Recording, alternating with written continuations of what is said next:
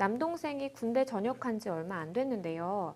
지하철 승강장에서 어떤 여성을 몰래 사진 찍었다가 조사를 받고 집행유예 처분을 받았습니다.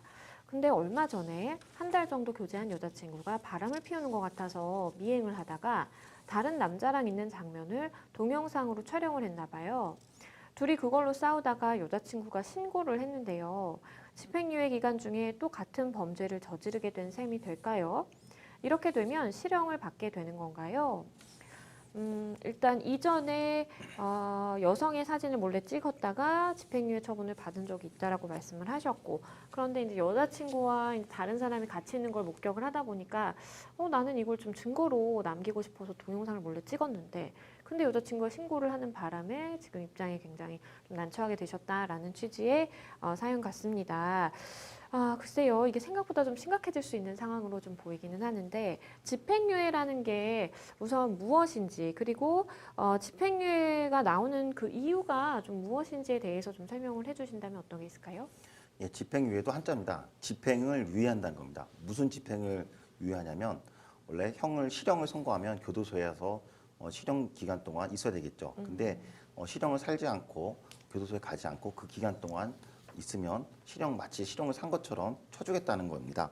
보통 이제 집행유예는 3년 이하의 징역이나 그다음에 금고 또는 500만 원 이하의 벌금을 선고를 할 경우에 양형 조건을 참작해서 집행유예를 해줍니다. 근데 이 집행유예와 또 구별되는 단어가 있습니다. 기소유예와 선고유예입니다. 같은 유예라는 단어를 쓰는데요. 집행은 실형을 유예하는 거지만 기소유예는 검사가 그 피해자에 대해서 충분하게 기소할 수가 있다. 그러니까 범죄를 저질렀다는 사정이 있음에도 불구하고 여러 가지 정황을 참작해서 기소하지 않는 것, 그 기소유예를 말하고요. 선고유예는 또 판사가 이 사람에 대해서 충분하게 선고를 할 수 있지만 여러 가지 상황을 참작을 해서 선고를 하지 않는 것을 말합니다. 그래서 집행유예와 기소유예, 선고유예는 각각 다른 개념입니다. 그러면 집행유예 기간 중에 이렇게 글쎄요, 범죄를 또 저지르게 되는 경우가 굉장히 많을까요? 예, 생각보다 집행유예 기간 중에 다시 범죄를 저지르는 경우가 상당히 많습니다. 이게 재범인 경우가 상당히 많습니다. 그렇기 때문에 판사 입장에서는 집행유예 기간을 둬서 다시 범죄를 저지르지 말라고 기회를 준 건데 똑같은 동일한 범죄를 다시 저지른 거죠. 이런 경우를 상정을 해서 형법에서는 집행유예를 할 수 없다라고 하는 규정을 두고 있습니다.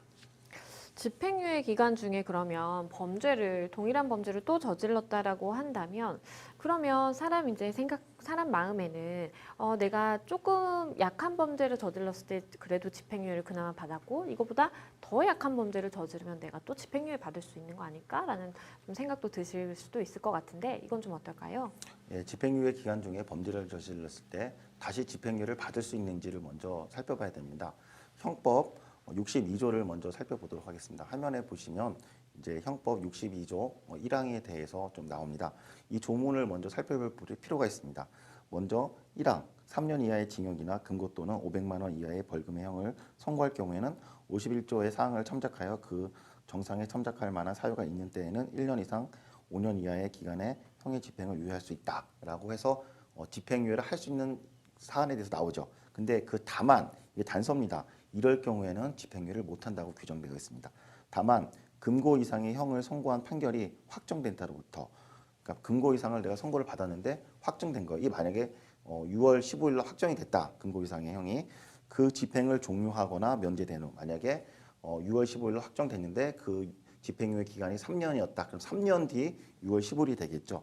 그로부터 다시 종료되거나 면제된 후 3년까지 기간 내에 범죄에 대해서는 형을 선고한 경우는 그러지 아니하다.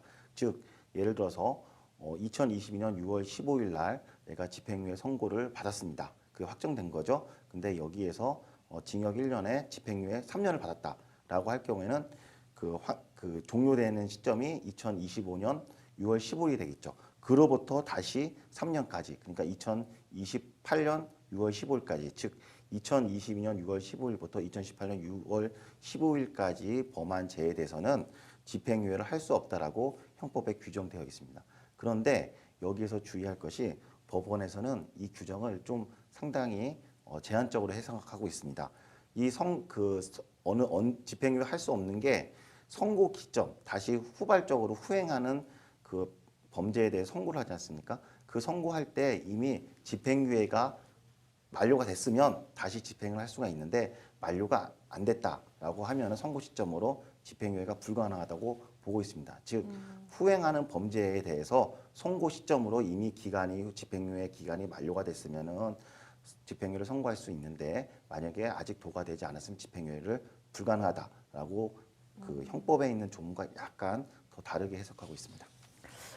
그럼 이건 어떨까요? 집행유예 기간에 있는데 동일한 범죄를 저지른 경우와 아니면 이와 전혀 다른 별개의 범죄를 저지른 경우 이걸 좀 나눠서 볼 수도 있을까요? 아니면 마찬가지로 그냥 일단은 범죄를 저지르면 이거는 상황이 심각해질 수 있다라고 좀 봐야 될까요? 예, 동일한 범죄를 저질렀다는 것은 이미 전에 동일한 범죄에서 집행유예를 나왔다기 때문에 처벌 수위도 보통 비슷하게 됩니다.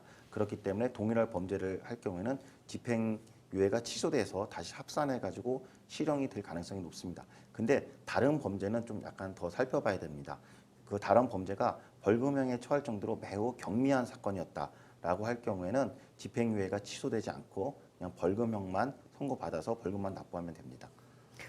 실형 선고가 만약에 그 이후에 된다면 기존에 받았던 내 집행유예 판결 같은 경우에 좀 어떻게 되는 걸까요?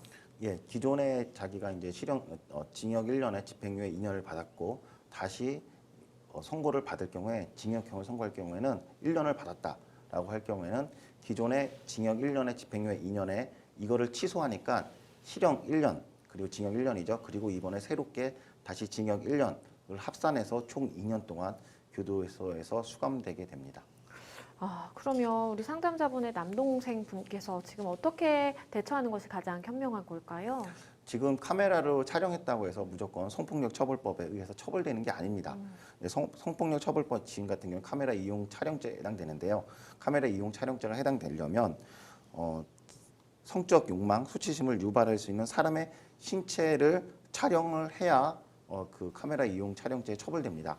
그렇기 때문에 단순히 다른 남자가 커피를 마시거나 그 밥을 먹는 사진을 찍었다고 해서 성폭력 처벌법 카메라 이용 촬영죄에서 처벌되는 게 아닙니다. 그렇기 때문에 그 사진을 면밀히 분석을 해가지고 이게 성적 수침을 느끼는 신체 부위를 촬영한 것이 아니다라고 변호를 하시고요.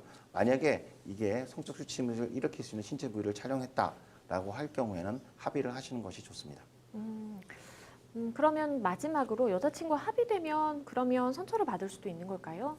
예, 합의가 되면은 선처를 받을 수가 있습니다. 분명히 양형 기준에 따르면 성폭력 처벌법에서 합의는 매우 중요한 양형 기준이 됩니다. 근데 합의가 되지 않을 수도 있습니다. 그래서 지금 최근에 공탁법이 개정돼서 합의가 되지 않더라도 공탁할 수 있다는 규정이 되어 있습니다. 이 규정이 올해 12월 9일부터 실시되는데요. 기존에는 피해자의 신상 정보를 알았어야 되고 피해자의 동의를 받아야 형사 공탁을 할 수가 있었습니다. 근데 12월 9일부터 공탁법이 개정돼서 합의가 없어도 공탁할 수가 있습니다. 공탁을 하면 합의만큼은 아니지만 형사처벌 수위는 낮아집니다.